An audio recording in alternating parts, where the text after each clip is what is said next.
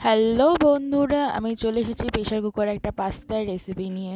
তো চলো ভিডিওটা শুরু করা যাক। প্রথমে প্রেশার কুকারের মধ্যে সামান্য পরিমাণে তেল দেব, গোটা জিরে দেব, তারপর লঙ্কা কুচি দেব, তার মধ্যে আদা বাটা দেব, দিয়ে একটুখানি নেড়ে নেব। নিয়ে তার মধ্যে আমি টমেটো কুচি দেব, দিয়ে তার মধ্যে সামান্য পরিমাণে লবণ দেব।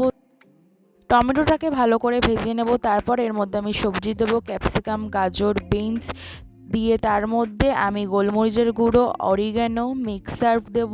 তারপর আমি এর মধ্যে সামান্য পরিমাণে টমেটো সস দেব, দিয়ে কাঁচা পাস্তা দিয়ে দেব।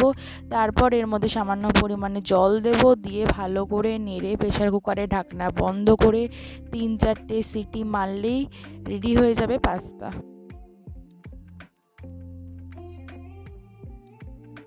আমার এখানে পাস্তাটা রেডি হয়ে গেছে। তোমাদের যদি ভিডিওটা ভালো লেগে থাকে অবশ্যই like, comment, share and subscribe করে দেবেন। টাটা।